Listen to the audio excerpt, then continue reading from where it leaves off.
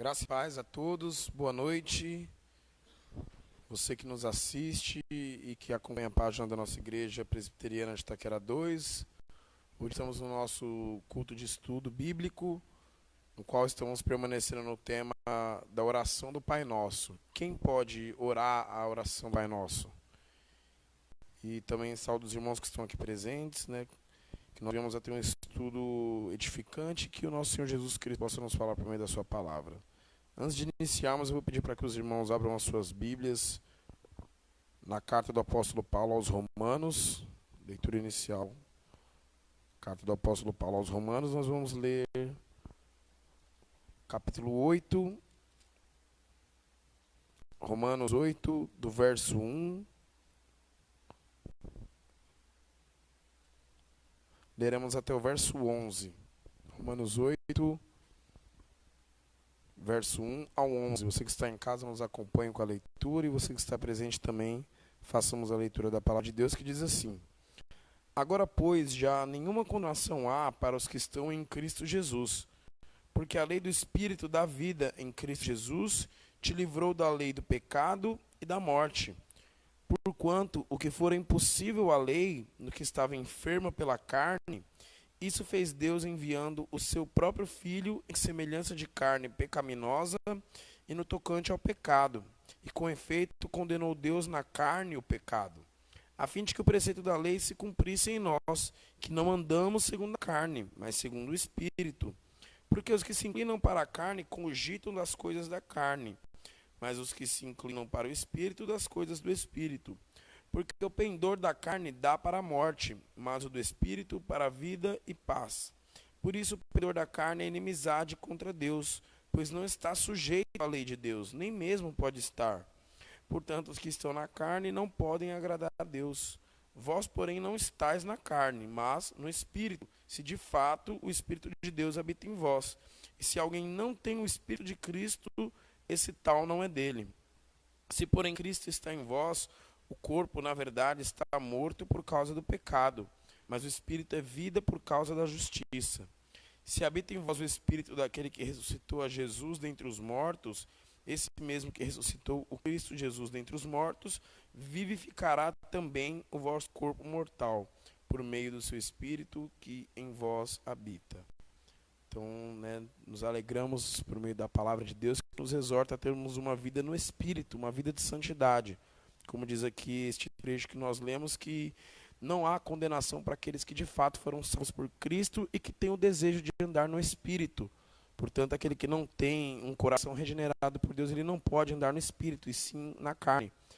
E trazendo para esse contexto do estudo do Pai Nosso, é isso que nós iremos tratar, daqueles que de fato desejam cumprir a vontade de Deus e que de fato podem orar ao Pai Nosso, crentes de que estão fazendo a vontade de Deus.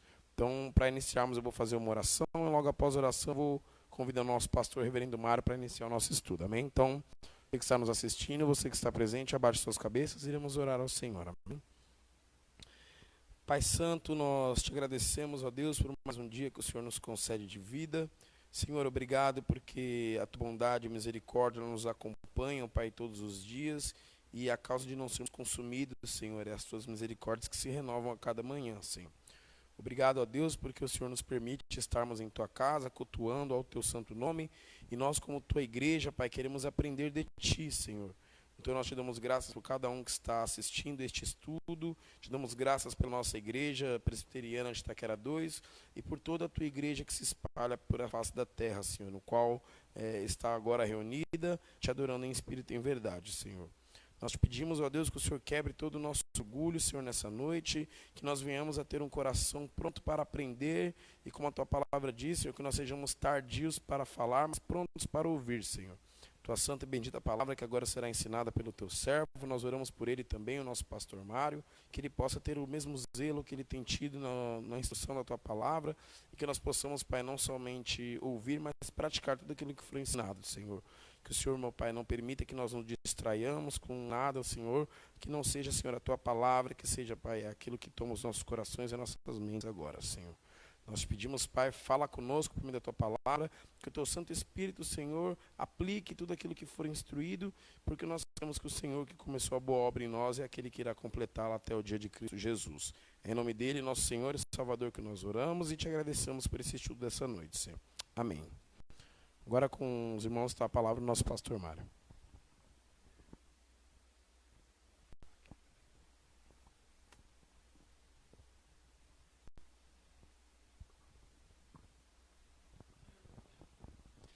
Bom, graça e paz, irmãos. Vamos dar continuidade ao estudo da Palavra de Deus, saudando você que nos assiste via internet, você que está presente ao nosso estudo. Nós estamos falando a respeito da oração dos que o Senhor nos ensinou, do Pai Nosso. E a pergunta intrigante é, quem pode fazer então esta oração? E nós, na última vez que nos encontramos, nós paramos aqui no verso de número 10, que diz: venha o teu reino, faça-se a tua vontade, assim na terra como no céu. Então nós vimos algumas coisas a respeito das características da vontade de Deus. Eu disse que a vontade de Deus, ela pode ser decretiva ou oculta, né? Então quando Deus diz que uma coisa vai acontecer, a coisa acontece mesmo, né? Então, haja luz e houve luz, né? Faça-se a terra e tal, aconteceu, né?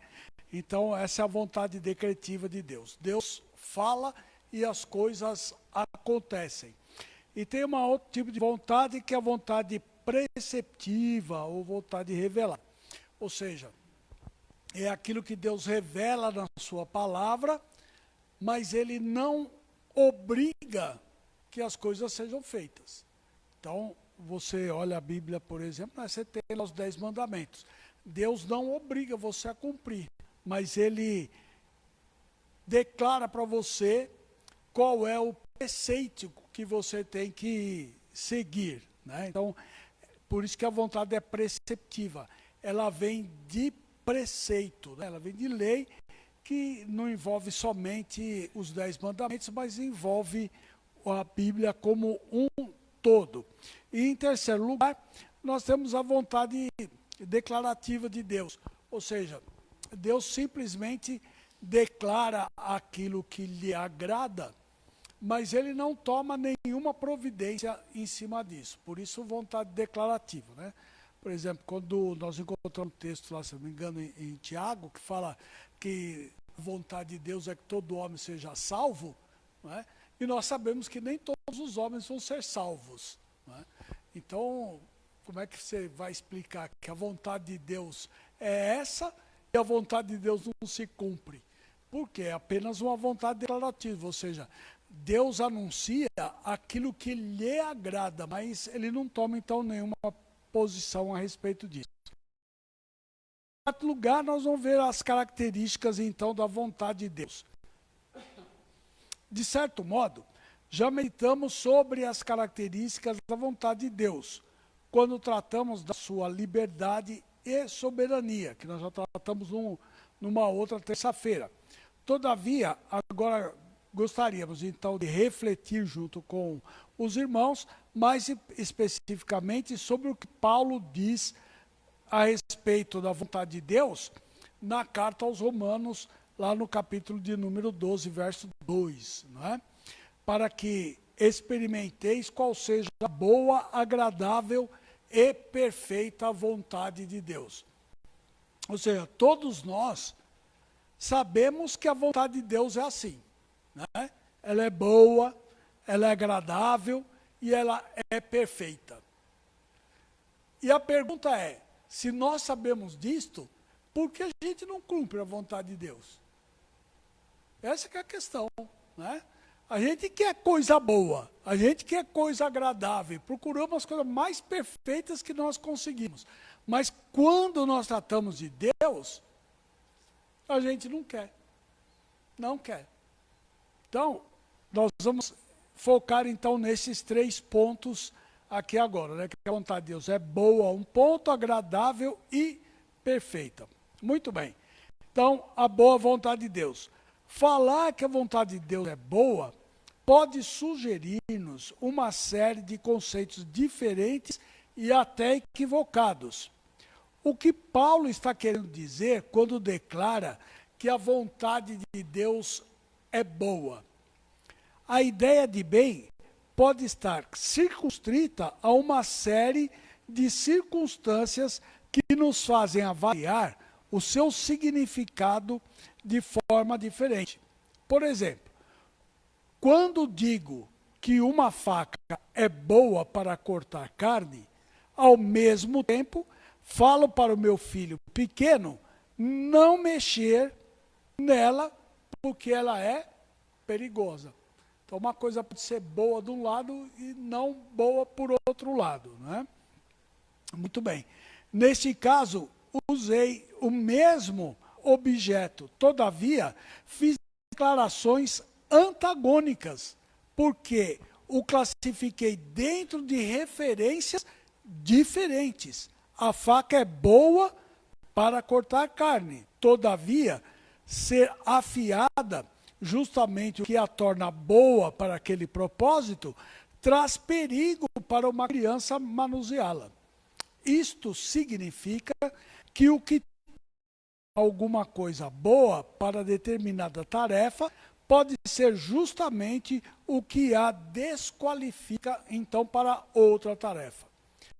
Há também a questão do bem individual e do bem coletivo.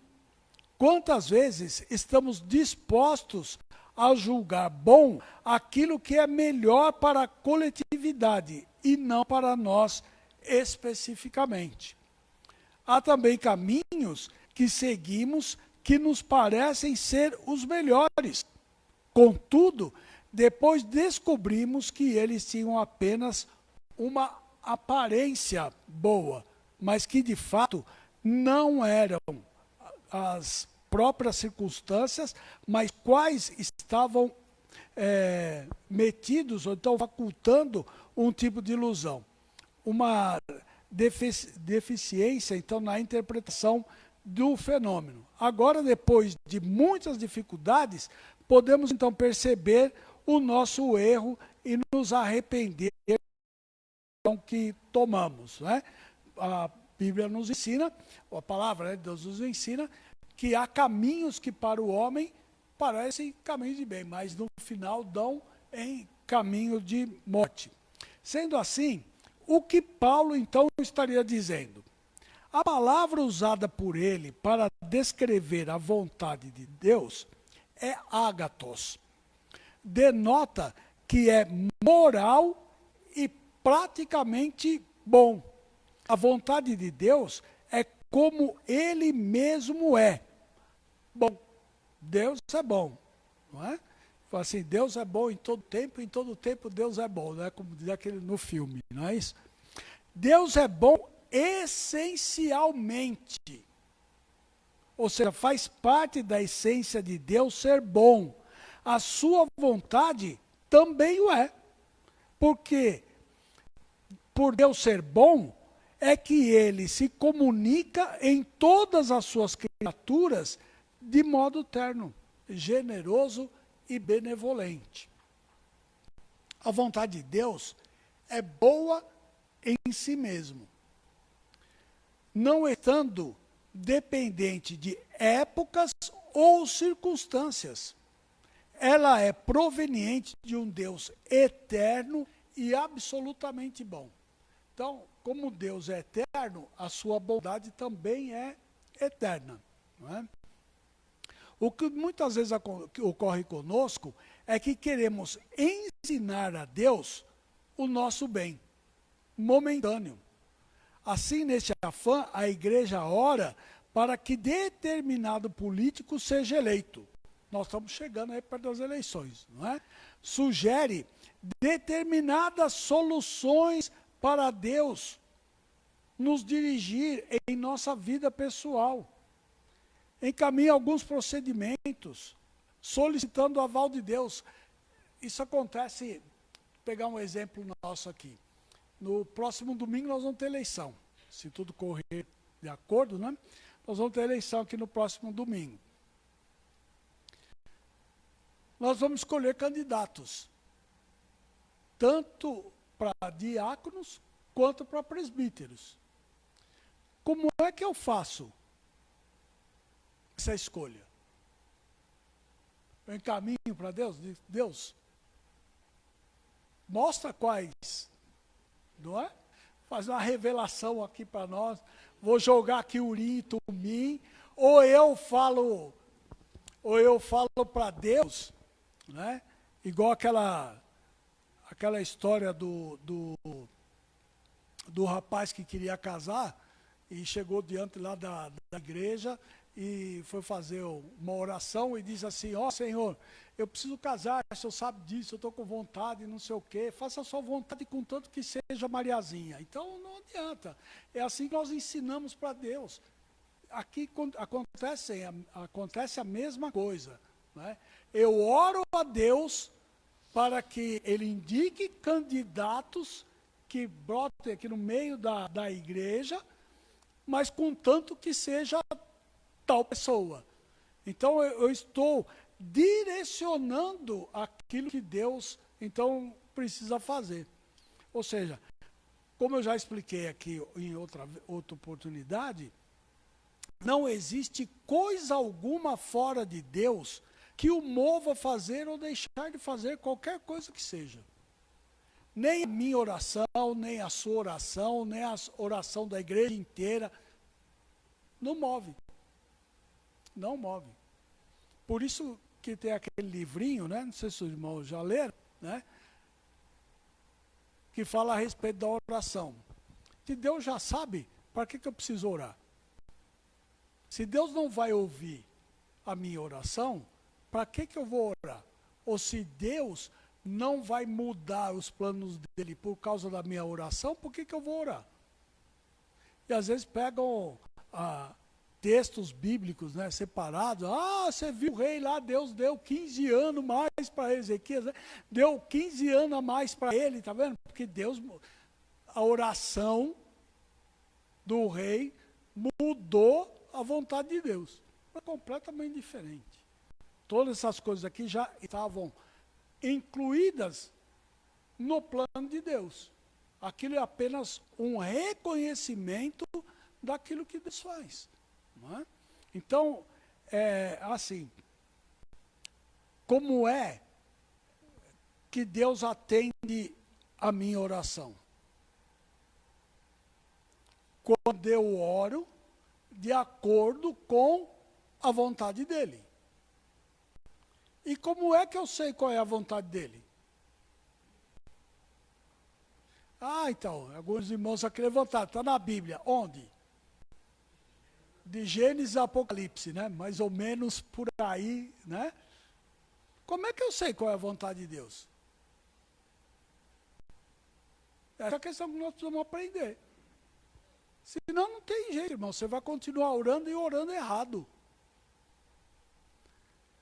O apóstolo Paulo nos ensina que nós não sabemos orar como convém, mas o Espírito Santo nos orienta por meio de gemidos inexprimíveis, porque Ele, como Deus, conhece até mesmo as profundezas de Deus.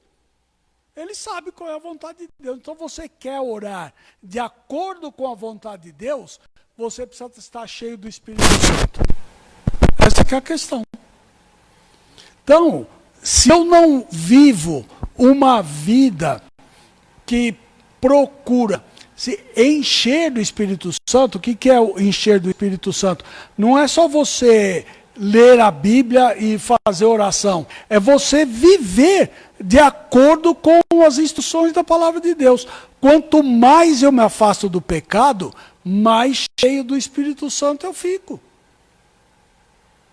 Aí eu passo a orar de acordo com a vontade de Deus. Deus não vai revelar para você, não vai revelar para mim o que é que você tem que orar.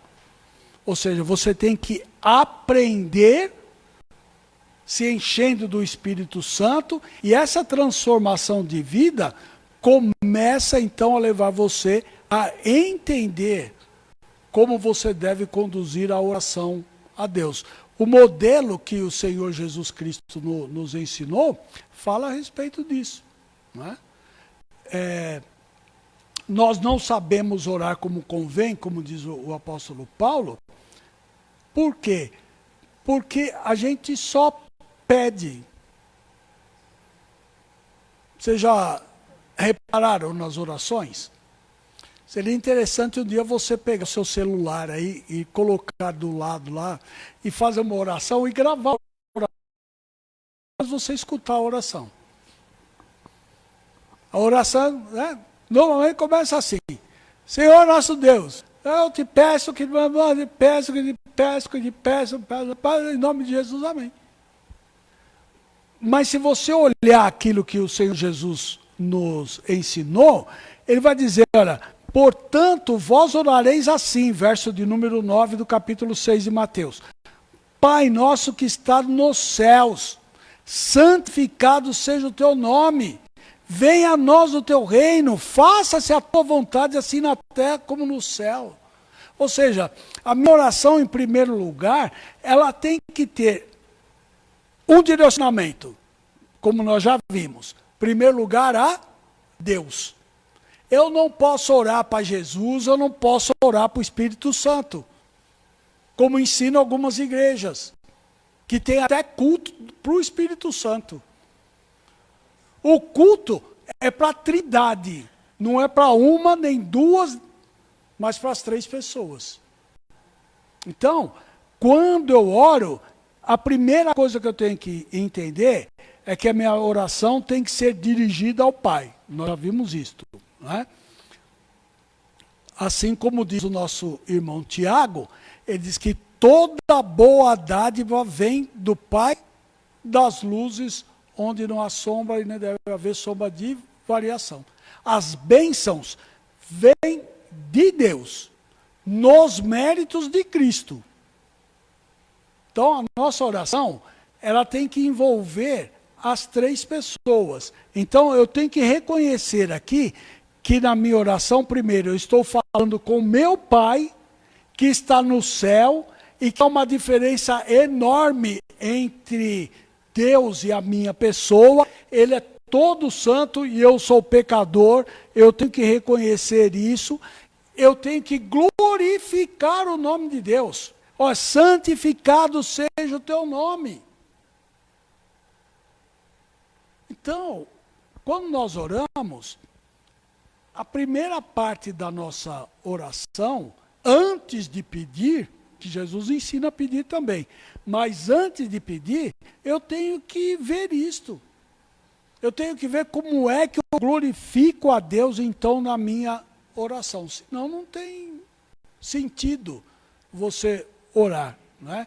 Bom, continuando aqui, nós estamos vendo, então, a vontade de Deus, então, né? Que ela é boa. Então, vamos lá. A vontade de Deus é boa, então, em si mesmo, como nós vimos, né? Não estamos dependentes, então, de nenhuma coisa. Quando oramos, seja feita a tua vontade, estamos, de fato, confiando na vontade bondosa de Deus. O que quer dizer isso? Eu posso dizer ao Senhor o seguinte: Senhor, estava conversando com o nosso irmão aqui agora, assim, eu estou desempregado. Eu coloco diante de Deus esse fato, porque é uma necessidade, mas eu digo, seja feita a tua vontade, não a minha. Que é diferente de umas outras igrejas, ou tidas como igreja por aí, que ensinam você a determinar o que Deus tem que fazer. Pensa Deus na parede, como se fosse possível. Como eu acho que eu já falei para os irmãos aqui da igreja, né, num outro estudo, uma certa noite eu estava desenvolvendo um texto de estudo e estava escutando a rádio, que tinha música evangélica, né? E em determinado momento o âncora lá, que está dirigindo o programa, resolveu fazer uma oração. Aí ele terminou a oração da seguinte forma: fala assim, ou o Senhor me dá aquilo que eu estou pedindo, ou então risca meu nome do livro da vida. Eu falei, então já riscou, meu filho, você está fora. Como é que eu falo uma coisa dessa? Né? Ou então, como eu já comentei com os irmãos aqui da igreja, tem no YouTube, é só você procurar, né? Um tal político aí que diz que é evangélico, né? Que fez uma oração dizendo assim, né?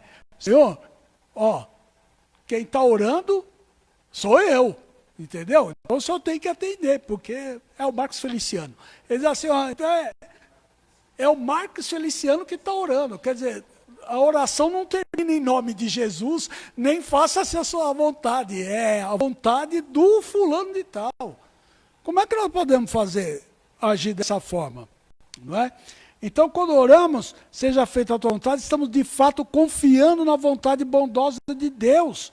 Eu sei que o Deus que eu creio, que se revela a mim por meio da sua palavra, é o Deus que providencia as minhas necessidades. Mesmo antes de eu saber que eu vou precisar. Deus já está trabalhando nisso. Não é? Então, eu preciso confiar.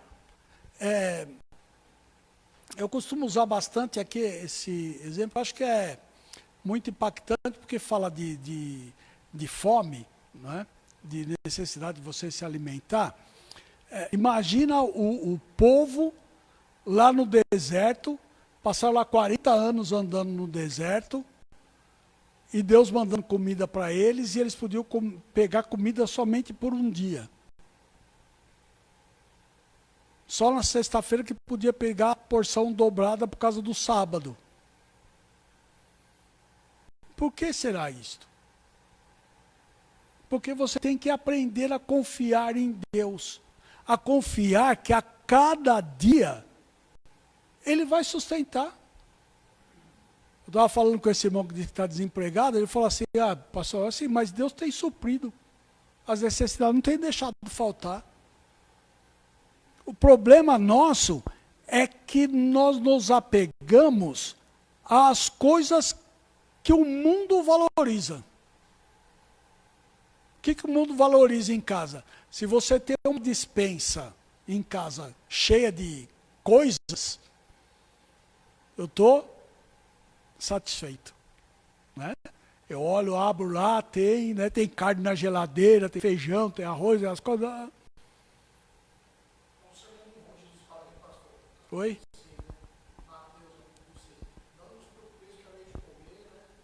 Né? Não só no Sermão do Monte, mas quando ele ensina por meio da palavra, é o seguinte, daquele homem que construiu lá o celeiro, teve uma grande produção, encheu tudo o celeiro, sentou lá na porta e falou, minha alma, come agora e regala-te. Esta noite te pedirão a tua alma, o que você tem para dizer? Então nós colocamos, de fato, a nossa confiança em coisas que nós conseguimos. Porque diz assim, olha, eu trabalho, eu consigo, eu compro. Mas quem te deu o trabalho? Amanhã contar assim, está desempregado. Pronto. E aí vai ficar desesperado. Por quê? Porque não tem confiança na bondade de Deus, sabendo que ela não é boa apenas naquele momento. Mesmo que você esteja passando por algum problema, por alguma aflição, você está debaixo da boa vontade de Deus. E nós precisamos aprender isto, né? Então, não apenas naquele momento, nem naquelas circunstâncias, ou para os meus interesses egoísticos. Calvino dizia que a gente não sabe orar, e quando ora mal, ora para esbanjar. Então a gente precisa aprender a como viver debaixo dessa boa vontade de Deus. Então a vontade de Deus é boa em sua própria natureza, sendo harmônica com o ser de Deus, que é bom, santo, justo, amoroso e fiel a Ele. Ainda bem que mudaram a letra do cântico aí do nosso inário, que dizia, né? Ele é fiel a mim. Deus não é fiel a mim nem a você. Deus é fiel a Ele mesmo. Somente aquilo que Ele fala, somente aquilo que Ele promete é aquilo que vai acontecer. Não tem outra maneira. Moisés, então, consciente disto, diz ao povo: o Senhor nos ordenou que cumpríssemos todos esses estatutos e temêssemos o Senhor nosso Deus, para o nosso perpétuo bem, para nos guardar em vida, como tem feito até hoje. Deuteronômio 6:24.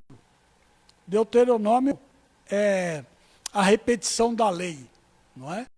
Então, é assim, ó, é para você cumprir. Não é só para você saber, não é só para você estudar, não é só para você ficar debatendo no Facebook. Que é um monte de gente que não sabe nada e fica falando um monte de besteira.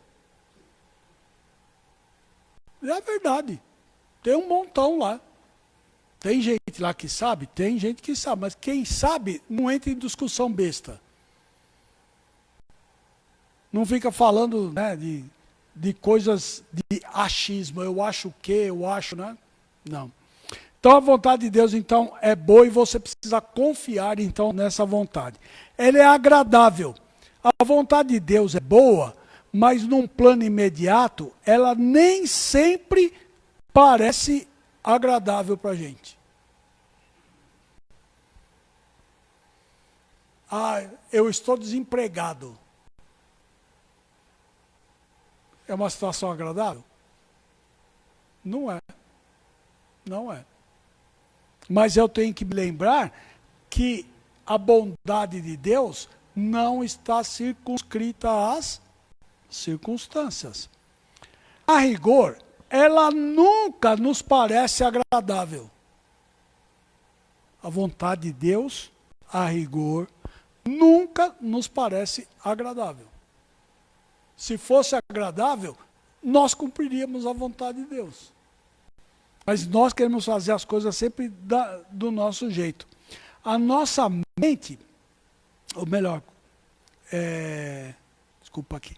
A rigor, então, ela nunca nos parecerá agradável, enquanto não submetemos os nossos desejos ao desejo de Deus.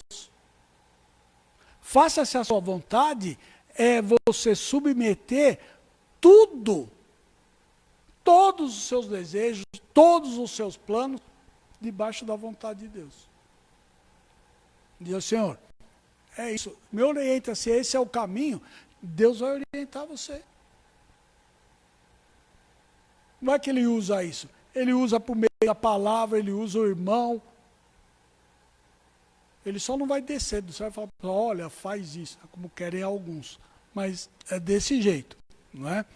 Então vamos lá. Temos que submeter então nossas mentes e o nosso desejo, então, ao desejo de Deus. A nossa mente, à mente de Deus. A nossa vontade, à vontade de Deus. Precisamos aprender a pensar, a sentir e a desejar biblicamente. Educar a nossa mente, emoções e vontade à luz da palavra. Vê qual é a questão aqui. Para entender isso, nós precisamos voltar lá no Antigo Testamento, lá no começo, lá em Gênesis. Quando o homem pecou, ele foi separado de Deus. Ele morreu espiritualmente. Mas só isso? Não. Ele se tornou o quê? Escravo do pecado e inimigo de Deus. Como eu me tornei escravo do pecado, Agora eu faço o quê? A vontade do meu Senhor. Então eu não quero saber da vontade de Deus, eu não quero a minha mente conduzida pelo Senhor, porque eu sou inimigo da vontade de Deus, que deve ser diferente quando nós somos transformados. Quando nós recebemos a Cristo como nosso Salvador e recebemos o Espírito Santo de Deus, o apóstolo Paulo fala que nós agora não temos mais a mente do mundo, mas nós temos a mente de Cristo.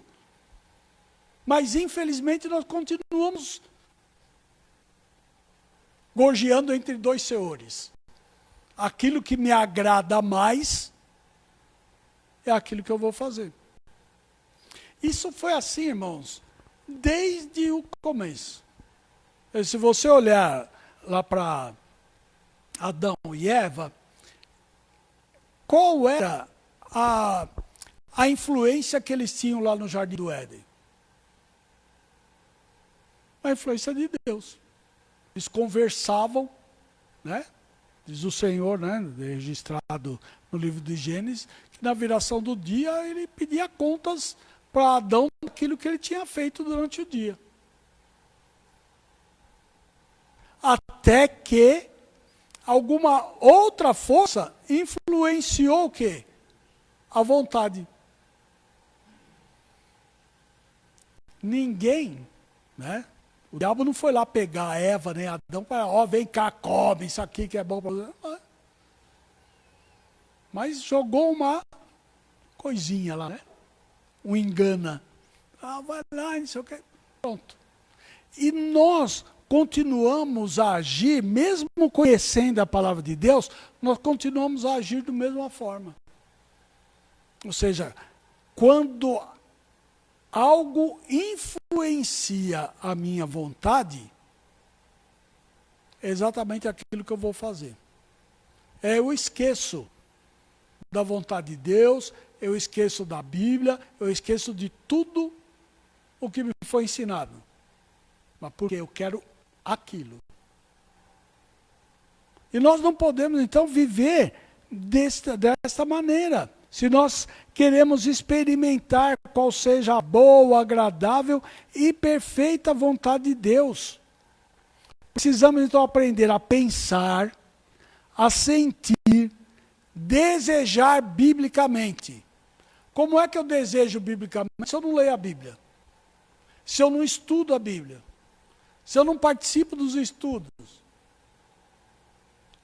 Se eu não me alimento da palavra, do que é que eu estou me alimentando? Das carnes gordas do Egito?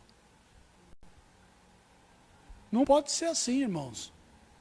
Se de fato eu quero pensar de acordo com a vontade de Deus, eu preciso estudar a Bíblia e educar a minha mente e não deixar que as minhas emoções dirijam a minha vida.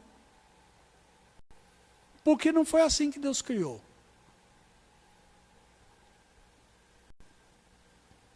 Pensem no seguinte. Você que tem um relacionamento, né, seja de namoradas, né, de noivos, de marido e mulher, que são somente essas hipóteses, né? Existem outras. Quando vocês discutem, o que acontece? Tem um problema que precisa ser resolvido. Aí vocês começam a discutir por causa daquele problema. Aí 5 horas depois, vocês estão discutindo, já não sabem mais por que estão discutindo, já entrou tantas outras coisas, entraram, né, tantas outras coisas na discussão, que aquilo que deu início à discussão não tem nem mais sentido. Pode perceber, a discussão de casal é sempre assim. Por quê? Porque eu deixo a minha emoção tomar conta da minha razão. É por isso que, no tocante à nossa comunhão com Deus, o apóstolo Paulo fala que o nosso culto deve ser racional. Não é um culto que prescinde das emoções, mas é um culto que não é dirigido pela emoção, mas sim pela razão, pelo conhecimento. E quando a emoção sobe, aí vira o banzé que nós conhecemos, né? É anjo subindo e descendo, pega fogo não sei aonde, vê não sei o que lá, né? Emoção. São duas coisas completamente diferentes, não é? Vamos ver mais aqui. A palavra usada por Paulo no grego prescreve sempre o sentido de agradável a Deus, quer direta ou indiretamente. Então vejam, a vontade de Deus é boa e agradável porque ela é agradável a Ele, seja direta ou indiretamente. E nós precisamos aprender a nos agradar com aquilo que agrada a Deus, não aquilo que me agrada. Você vê muito isto nos cultos das igrejas. Se existe naquilo que se chama de culto, né, com todas as aspas,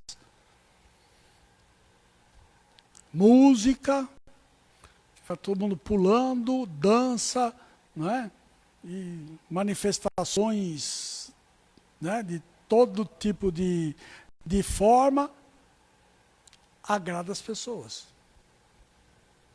Agrada. Mas será que agrada a Deus? Será que agrada a Deus?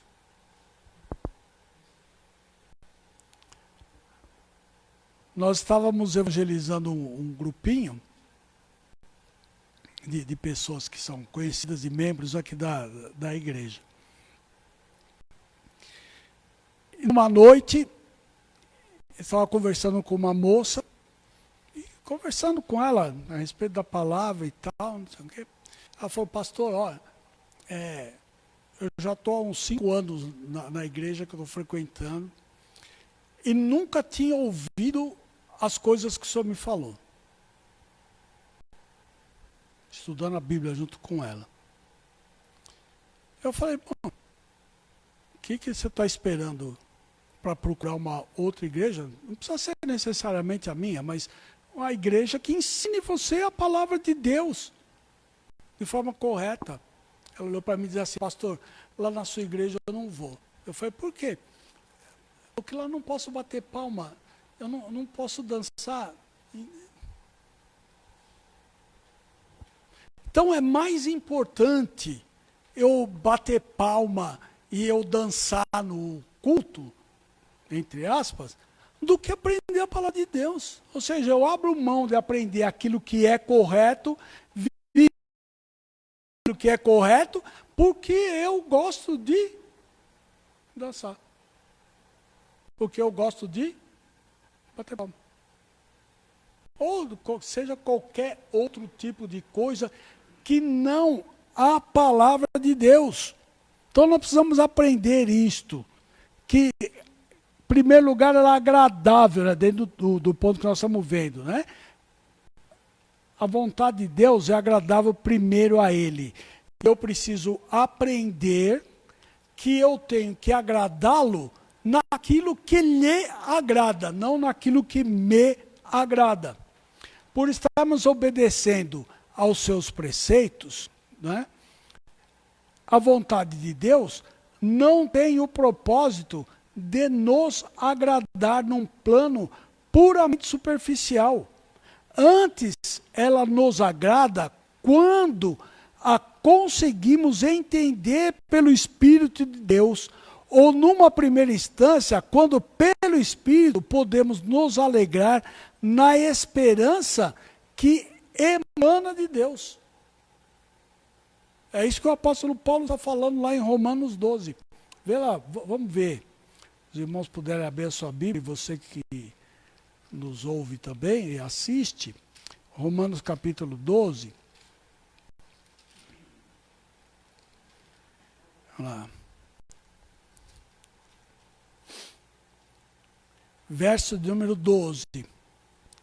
Regozijai-vos na esperança, sede pacientes na tribulação, na oração, perseverança. Compartilhai as necessidades dos santos, praticai a hospitalidade. E aí são tantas outras coisas que o apóstolo Paulo vai dizendo aqui, ó, que são essas coisas que agradam a Deus. E é delas que devem ocupar a minha mente e o meu coração.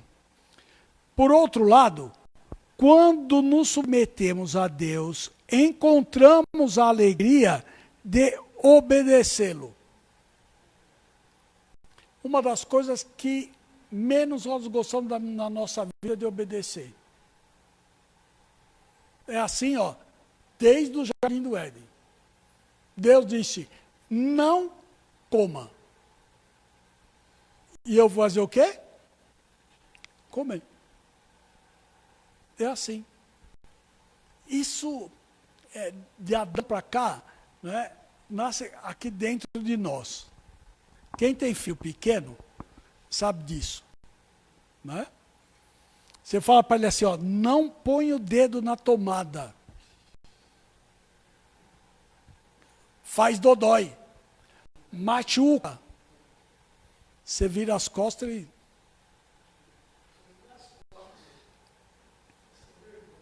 É. Meu filho tinha um conjunto de carrinho de metal. Eu falei para ele, não põe o carrinho aí. Adivinha, se ele não pôs. Deu estouro, o bicho ficou branco que nem papel. Né? Tive que trocar fusível dentro de casa e não sei o que. Deu um curto. Vai ver. Mas é assim, nós somos desse jeito. Enquanto nós não mudamos a nossa mente, não mudamos a forma de pensar de acordo com a vontade de Deus, a gente vai continuar fazendo essas coisas. Isso envolve qualquer área da nossa vida. Você casou? É? Nosso irmão Johnny aqui casou domingo. Né? Prometeu lá um monte de coisa. Né? Eu quero ver. Né? Tinha um monte de testemunha lá. Eu queria ver se a gente fosse trabalhar como trabalhava lá no Antigo Testamento. Né? Então eu falei lá no casamento do nosso irmão que o casamento é um acordo, é um pacto firmado lá entre duas pessoas. Né? Lá no Antigo Testamento, como é que você fazia isso? Era assim, você pegava o animal, cortava o animal no meio, colocava um pedaço de um lado, um pedaço do outro lado, e você tinha que passar por meio daqueles pedaços, falando assim, né, no caso do casamento, né? Assim, eu vou te amar por toda a minha vida, vou te honrar, vou te proteger, vou fazer isso, vou fazer aquilo. E acabou. Não, está faltando coisa. Se eu não fizer, esse é o pacto. Se eu não fizer, vai acontecer assim comigo, eu vou ser vendido como escravo, eu vou não sei o que lá. Era assim. Hoje a gente só fala direito. Mas é obrigação. Então, quando Deus fez este pacto, e chamou Abraão para participar, Abraão estava lá dormindo. E Deus passa por meio daqueles pedaços, diz lá, uma tocha de fogo passou por entre aqueles pedaços, de Deus se comprometendo com Ele mesmo a cumprir tudo aquilo que Ele falou. Só você ler Gênesis 15.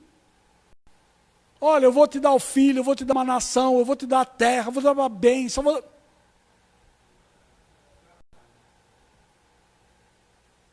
Nós esquecemos dessas coisas. Porque nós queremos agradar a nós mesmos. Né? Então, para a gente finalizar aqui. Então, por outro lado, quando nos submetemos a Deus, encontramos a alegria de obedecendo, ou de obedecê-lo, descobrindo a agradabilidade da vontade de Deus na submissão a ela. Nós vamos aprender a ser submissos. Deste modo, temos o testemunho de alguns servos de Deus, entre os quais destacamos Davi, que pôde escrever: agrada-me fazer a tua vontade, ó Deus. Ó Deus meu, dentro do meu coração está a tua lei. Salmo 48. O salmista descrevendo o caminho do justo, ele diz: antes o seu prazer está na lei do Senhor, e na lei do Senhor medita de dia e de noite. Salmo 1. Em outro lugar ele diz: com efeito, os teus testemunhos são o meu prazer e são os meus conselheiros. Você quer receber conselho? Leia a palavra de Deus. E Deus vai falar no seu coração. Por meio da palavra, porque é isso que Ele... Deus fala ordinariamente por meio da sua palavra. É por isso que é preciso estudar a Bíblia. A vontade de Deus sempre será agradável àqueles que desejarem viver em comunhão com Ele. Você não vive como uma pessoa que você não se agrada. Ou que não se agrada de você. Tem jeito de você viver? Não tem. Como é que você quer viver em comunhão com Deus se você não se agrada da vontade de Deus? Ou seja, diz que Deus é soberano, mas Ele tem que fazer as coisas que eu quero. Pode ser desse jeito. Portanto, quando assim oramos, faça-se a tua vontade, estamos dizendo: Senhor, faze a tua vontade, pois eu sei que à medida que eu me consagrar a ti, mais prazer terei na tua palavra, mais agradável ela será para mim, como é para ti. Então nós precisamos aprender que a palavra de Deus, que Deus, a sua vontade não é somente boa, ela não é somente agradável para nós. Nós precisamos aprender a usufruir dessa bondade e dessa agradabilidade. E nós vamos ver então na próxima terça-feira, ao continuar aqui, a vontade que é perfeita e a vontade de Deus então para o seu povo. Tá bom? Então nós vamos encerrar por aqui hoje, convidando você a estar conosco no domingo pela manhã. Nós temos estudo da palavra de Deus, nós estamos estudando a carta aos Hebreus, já estamos chegando pertinho lá do último capítulo, do capítulo número 13, para a gente voltar, depois de dar o panorama geral, ver então versículo por versículo, né, que é muito importante, tem muita coisa para a gente ver que não foi falado agora nessa introdução geral. E no culto à noite, às 19 horas, onde nós louvamos o Senhor, nosso Deus. Tenha uma boa noite de descanso. Você, a sua casa, a sua família. Ore a Deus e peça para que Ele te ensine a fazer a vontade dEle e não a sua. Amém.